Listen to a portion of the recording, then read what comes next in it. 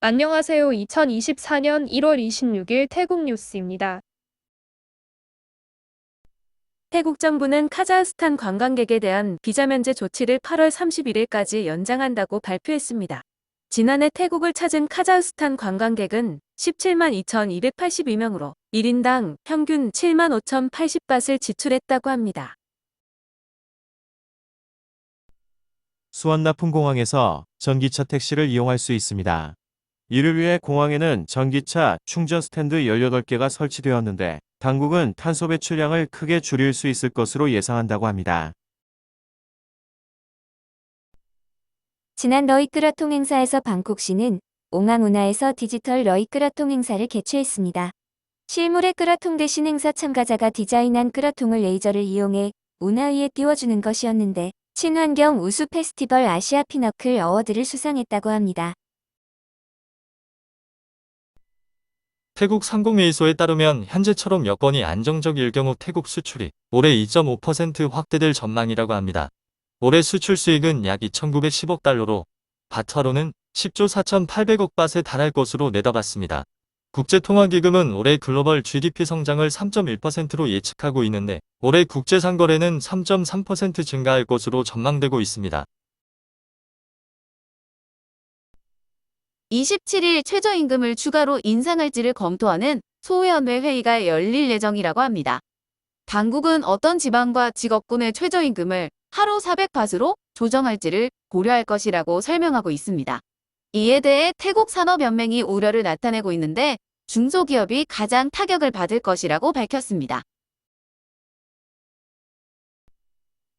방콕 팔람성 도로에는 고가 고속도로 공사가 진행 중인데 이로 인한 교통체증과 잦은 사고로 국민들이 도로 이용을 꺼리고 있다고 합니다.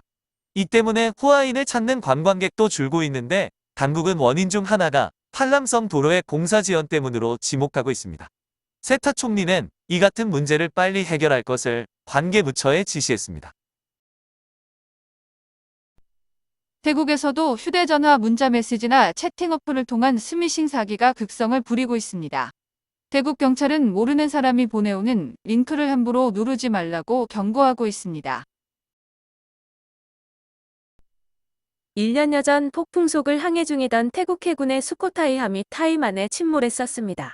해군은 미군과 함께 올해 침몰한 군함을 인양한다는 계획을 발표했는데 현재 잠수부들이 함정하는 무기 등을 회수하고 있지만 실종자의 시신은 아직 발견하지 못했다고 합니다. 3월 1일부터 찰롱락 고속도로와 브라파이티 고속도로의 통행료가 5바트씩 인상되므로 운전자분들은 참고하시기 바랍니다.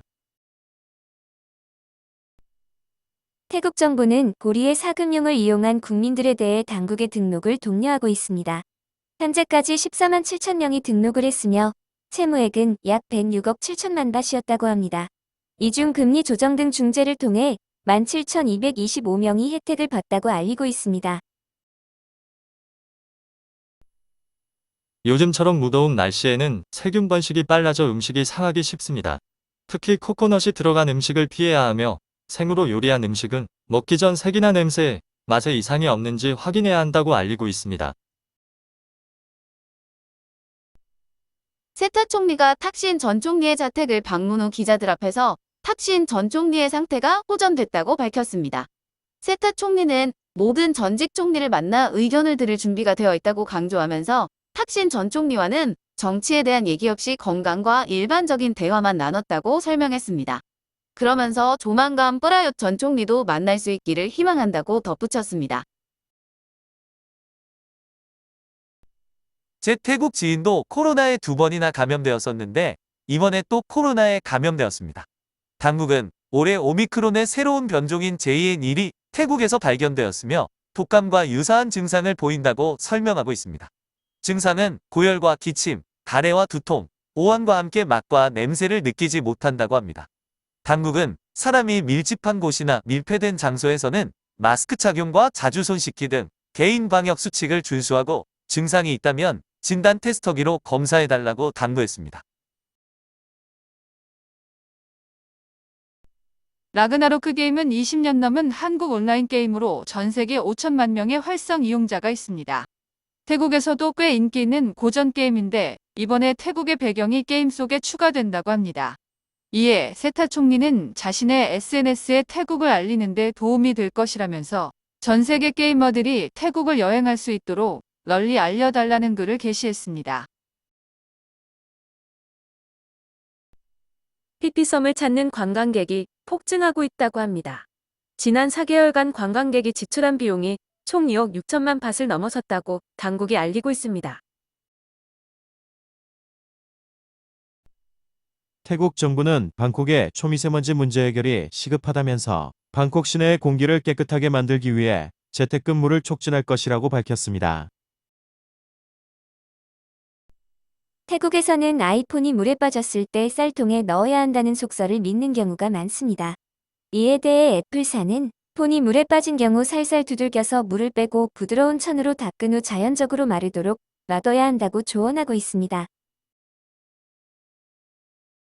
한국 정부의 의대 정원 증언에 반발해 한국의 전공의들의 파업이 계속되고 있다는 소식을 태국 언론이 주요 뉴스로 다루고 있습니다.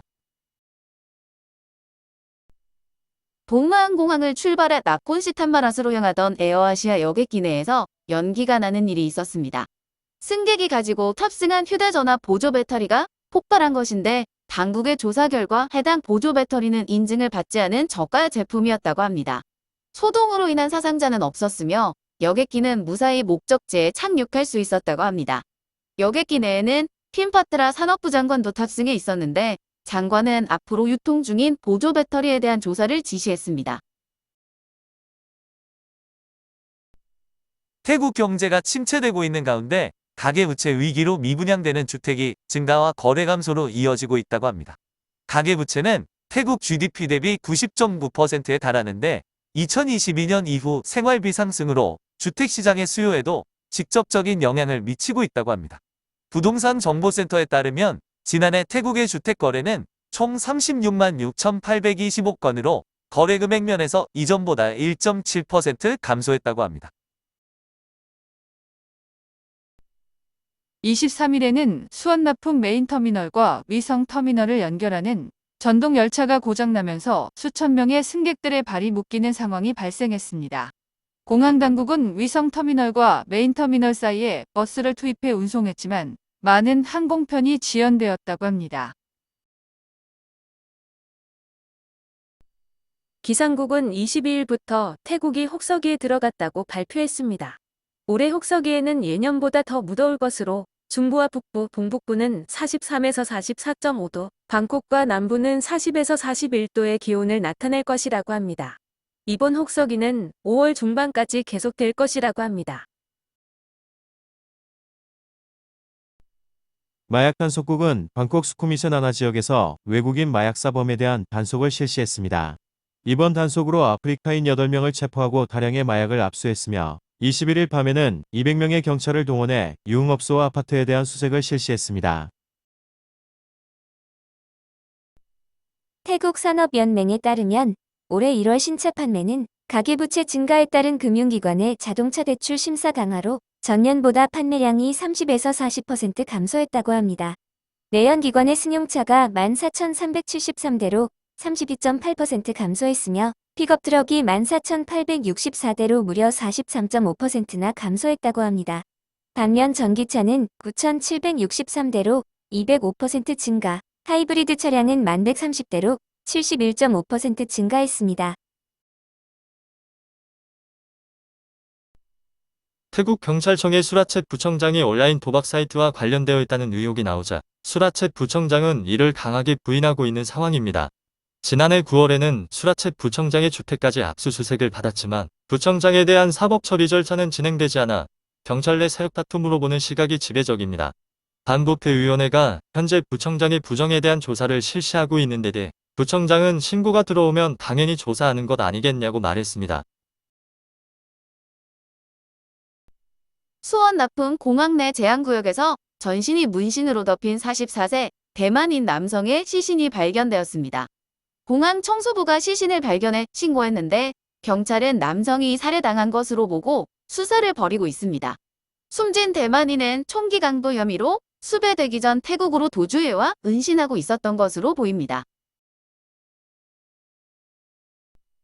태국 당국은 한국 당국의 KETA 입국 전 심사를 강화해 줄 것을 요청했습니다.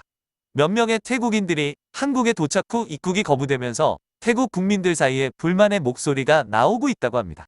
이 문제는 KETA 승인을 받았는데도 한국 공항에서 입국을 거부당한 사례가 온라인으로 공유되면서 주목을 받았습니다. 태국 당국은 사전 심사 과정을 엄격히 하면 부적격 여행자를 사전에 차단하고 심사를 통과한 관광객의 입국 거부를 최소화할 수 있다고 주장했습니다. 주태국 인도네시아 대사관은 태국 입국 시 6개월 이상의 유효기간이 남은 여권과 왕복 항공권, 숙소 예약증 그리고 충분한 현금을 소지해야 한다고 알리고 있습니다. 대사관 관계자는 적어도 1인당 1만 5천 바트에서 2만 바트의 현금을 소지해야 하며 기준에 미달 시 입국이 거부될 수 있다고 설명하고 있습니다. 편의점에서 음료수 하나만 사더라도 카드로 결제하는 시대인데도 태국은 여전히 현금 소지를 고집하는 걸 보면 거비 시대를 따라가지 못하고 있다고 생각되네요. 코사무이의 폭포에서 46세 영국인 여성이 미끄러져 부상을 입었습니다. 여성이 미끄러진 곳은 산속이었는데 신고를 받은 구조대가 응급처치 후 2시간을 걸어 병원으로 이송했다고 합니다. 태국 SNS에는 방콕 시내 한 카오만가이 가게를 촬영한 영상이 게시되었습니다. 손님이 사용한 컵과 빨대를 물이 들어있는 양동이에 넣은 뒤 별다른 세척 과정도 없이 다시 사용 가능한 선반에 두는 모습이 찍혀 있었습니다. 이에 대해 네티즌들은 간염이나 전염병의 확산으로 이어질 수 있다며 우려를 표명하는 댓글을 남기기도 했습니다. 저도 시장이나 노점 식당을 지나다가 세제 없이 식기를 대충 물에 헹군 후 다시 손님에게 음식을 판매하는 경우를 몇 번 목격했었습니다.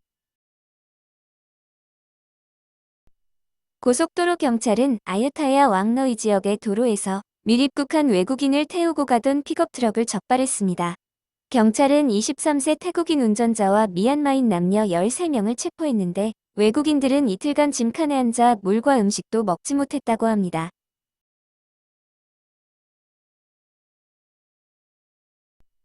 오늘도 시청해 주셔서 감사합니다.